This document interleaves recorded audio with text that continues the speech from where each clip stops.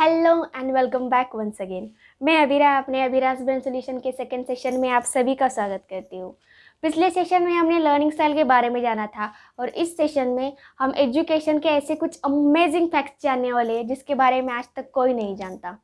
अगर सोचिए, अगर ऐसा स्कूल बन जाए कि उस स्कूल की पूरी बिल्डिंग अगर बच्चों को पढ़ाने लग गई तो उस स्कूल की हर एक छोटी सी छोटी ईंट भी अगर बोलने लग गई तो यहाँ तक कि स्कूल का fan, bench, door, window, pillar, corridor, ground, यहाँ तक कि स्कूल का गेट भी अगर बच्चों को पढ़ाने में जुट जाए तो ऐसा स्कूल कैसा लगेगा। ओह माय गॉड, जब सुनने में इतना अच्छा लग रहा है तो दिखने में कितना बढ़िया होगा, ज़रा सोचिएगा।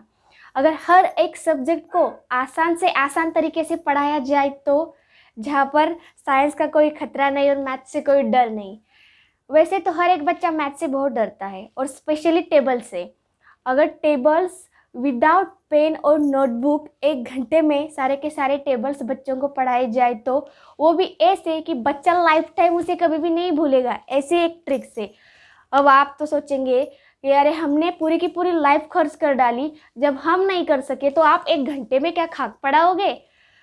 अब देखिए, आपने जो भी पढ़ा होगा ना अपनी पूरी की पूरी लाइफ, वो ऐसे पढ़ा होगा कि 1 जा 2 जा 3 जा 4 जा 5 जा। अरे जब सब कुछ जा जा जा जा तो वापस का आएगा। कभी तो थोड़ा प्यार से बुलाया करो, वापस ज़रूर आएगा। अरे एजुकेशन की कंसेप्ट इतनी बेहतरीन है, अगर एजुकेशन को इतनी आसान तरीके से अगर पढ़ाया जा सकता है तो उसे टेंशन के साथ क्यों झेले। अब आप कहोगे कि आप जो कह रहे हो वो पॉसिबल है नहीं है, इट इज़ इम्पॉसिबल, क्योंकि ऐसा स्कूल तो है ही नहीं, ऐसा तो कहीं भी पढ़ाया नहीं जा सकता, ऐसा स्ट्रक्चर ही कहीं पर नहीं है। लेकिन अब जो मैं आपको बताने वाली हूँ ना, तो थोड़ा उसे गौर से सुनिएगा, क्योंकि हर एक नई चीज़ को जब वो आती है तब उस हर एक नई चीज़ को अपने आप को प्रूव करके दिखाना पड़ता है। तो चलिए हम इसके लिए भी तैयार है, तो चलिए शुरू करते हैं। देखिए, सभी लोगों ने अपने माइंड के ऊपर एजुकेशन का एक दायरा सेट करके रखा है जिसके आगे का कभी कोई नहीं सोचता। एजुकेशन का मतलब साल भर की पढ़ाई और साल के एंड में हाथ में आने वाला बस वो एक कागजी टुकड़ा जिसके ऊपर लिखे गए आपके बच्चों के marks. Education mean that's it, यही है सबके लिए एजुकेशन। लेकिन इसके आगे की भी कभी क्या सोची है आपने कि इससे बेटर भी एजुकेशन की कंसेप्ट हो सकती है। देखिए, प्रकृति का एक सबसे बहुत ही अहम रूल है और जिसे हमें समझना चाहिए। तो जो भी चीज़ें हम देखते हैं, सुनते हैं, उसी को सच मान लेते हैं।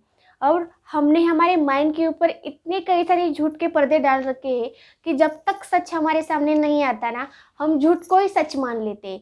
लेकिन जिस दिन सच हमारे सामने आता है उस दिन झूठ अपने आप ही निकल जाता है। पूरी की पूरे वर्ल्ड ने तो यही कहा था कि कोई भी इंसान कभी आकाश में उड़ान नहीं भर सकता, क्योंकि अगर एक इंसान को आकाश में उड़ान भरनी है तो उसे पंखों की ज़रूरत है और बिना पंखों के हम कभी भी आकाश में उड़ान नहीं भर सकते। पर ऐसे 2 सरफिरे आए और उन्होंने इस पूरे के पूरे वर्ल्ड को प्रूव कर दिया कि एक इंसान भी आकाश में उड़ान भर सकता है और एक साइकिल के स्पेयर पार्ट से इंसान को हवा में उड़ा दिया।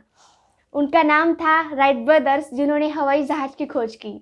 लेकिन उनके इस खोज के आने से पहले हम इसी झूठ के साथ जी रहे थे कि कोई इंसान कभी नहीं उड़ सकता। लेकिन जैसे ही सच हमारे सामने आया, झूठ अपने आप निकल गया। मैंने ये सारी बातें आपको इसीलिए बताई ताकि मैं चाहती हूँ कि मैं आगे आपको जो भी कहने वाली हूँ आप उसे यहाँ से सुने, उन बातों की वैल्यू आपको समझ में आए। अगर मैं चाहती ना तो ये सारी की सारी बातें ऐसे ही आपको बता देती, लेकिन फिर आप उन बातों की गहराई तक नहीं जा पाते, उसकी वैल्यू आप नहीं समझ पाते, इसलिए मैंने ये सारा का सारा माहौल क्रिएट किया। तो चलिए अब चलते हैं एजुकेशन के उस बेहतरीन सफ़र पर जहाँ पर टेंशन फ्री हंसते खेलते एजुकेशन सीखा जा सकता है, लर्न विथ फन के साथ। अब एजुकेशन का हर एक छोटा सच आपके सामने मैं लेकर आने वाली हूँ। देखिए, हर एक पेरेंट्स यही सोचता है कि लाखों रुपए खर्च कर कर मैं अपने बच्चे को इस सिटी के बेस्ट से बेस्ट स्कूल में पढ़वा कर उसे एक बेहतरीन से बेहतरीन एजुकेशन देता हूँ। लेकिन आने वाले कुछ मिनटों में ना आपके सारे इल्यूजन ख़त्म होने वाले हैं, क्योंकि एजुकेशन का वो सच आपके सामने आएगा, और जैसे ही सच आपके सामने आएगा ना, वैसे ही आपकी वो सोच भी खत्म होगी कि एजुकेशन एजुकेशन क्या है और इस एजुकेशन को बदलाव की कितनी ज़रूरत है, ये आप खुद समझ जाओगे। अब जो भी मैं आपको बता रही हूँ ना, आपको उसे फॉलो करना है। और मैं चाहती हूँ कि आप अपने माइंड में अपने स्कूल को इमेजिन करें। तो सबसे पहले आपके माइंड में क्या आता है?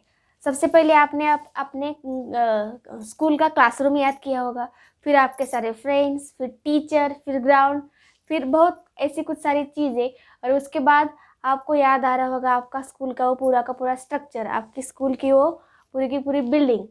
वैसे ही जैसी normal routine something like that, कुछ इस तरह से होगी वो आपकी जो भी बिल्डिंग होगी।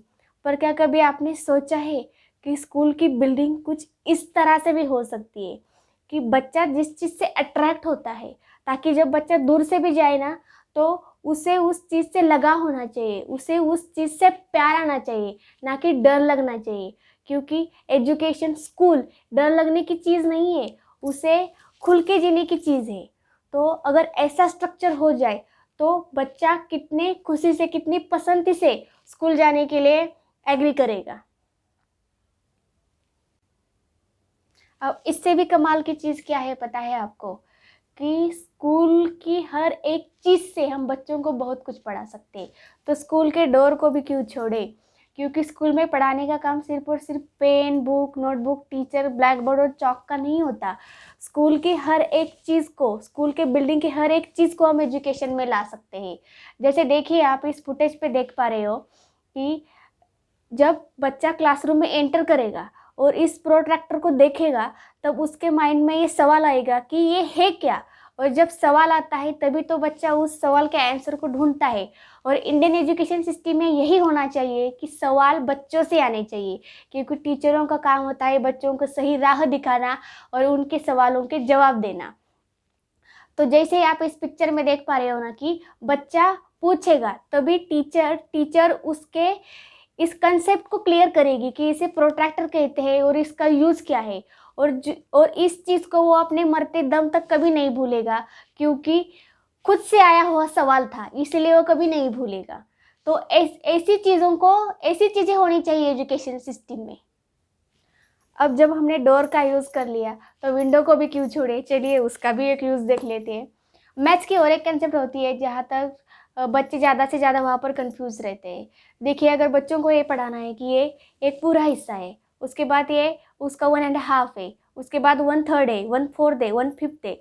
अगर इसको पढ़ाना है तो जैसे कि आप इस इमेज पे देख पा रहे हो, एक विंडो में ग्रिल को ऐसे सेट करना है जैसे कि जो पहला हिस्सा आता है यानी कि पूरा हिस्सा, तो इसके लिए आपको एक पूरी एक ग्रिल रखनी है, तो ये एक हिस्सा हो गया। उसके बाद उसके 2 पार्ट कीजिएगा, तो ये 1.5 हो गया। उसके बाद थर्ड यानी कि 1/3 हो गया, तो इसके 3 पार्ट कर दीजिएगा। उसके बाद उसके नीचे 4 पार्ट कर दीजिएगा, तो ये 1/4 हो गया। और उसके बाद इसके 5 पार्ट कर देंगे तो ये 1/5 हो गया। तो ऐसे कंसेप्ट को बच्चा ज़्यादा से ज़्यादा अच्छे से समझ पाएगा, ना कि एक बुकिश लैंग्वेज को। मुझे तो लगता है कि ज़्यादा से ज़्यादा जो जितने भी सारे बच्चे अभी मुझे देख रहे होंगे ना, इस कंसेप्ट को देखकर अब वो ज़्यादा से ज़्यादा समझ पाए होंगे कि 1 क्या होता है, 1/2, 1/3, 1/4, 1/5, ये कंसेप्ट आज उनकी समझ में आ गई होंगी। अब देखिए, इसके अलावा भी ज्योग्राफी, तो आधी से ज़्यादा ज्योग्राफी ना बच्चों को हम ग्राउंड पर ही सिखा सकते हैं। सन, अर्थ, मून, इसका जो रोटेशन होता है ना, तो ग्राउंड पर पेन करके पूरी की पूरी ज्योग्राफी बच्चों को हम वहीं पर पढ़ा सकते हैं। पर इन छोटी छोटी बातों पर आज तक किसी ने गौर नहीं किया, और एजुकेशन को इतना बेहतरीन भी बनाया जा सकता है।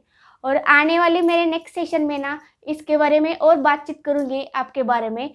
और हाँ, मेरा एक सेशन सिर्फ और सिर्फ टेबल्स के लिए लूँगी, जिसमें मैं बहुत आसान तरीके से टेबल्स पढ़ाने वाली हूँ, जिसे आप मरते दम तक कभी नहीं भूल पाओगे। अगर भूलना चाहोगे ना, तो भी कभी नहीं भूल पाओगे। और एक इम्पॉर्टेंट चीज़ जो है वो मैं आपके साथ शेयर करना चाहती हूँ, वो ये है कि मैं अपने शुरुआती सेशन से आपको बता रही हूँ कि एजुकेशन में बदलाव की कितनी ज़्यादा से ज़्यादा ज़रूरत है। जैसे आप देख पाओगे ना, तो ये पुराना फ़ोन है, ये आज का नया लेटेस्ट फ़ोन है।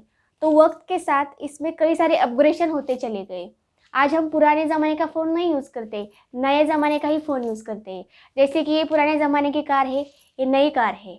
ये पुराना टेलीविज़न है, ये नया टेलीविज़न है।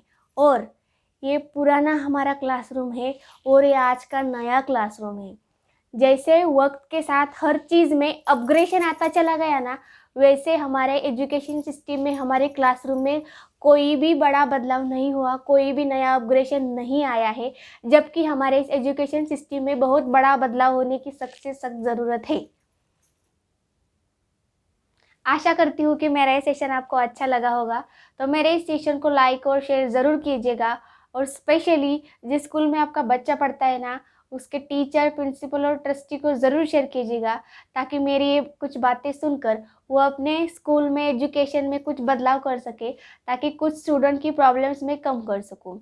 तो मिलते हैं मेरे नेक्स्ट सेशन में ऐसे ही कुछ इंटरेस्टिंग फैक्ट्स के साथ। तब तक के लिए अपना ख्याल रखिएगा। Bye, see you soon.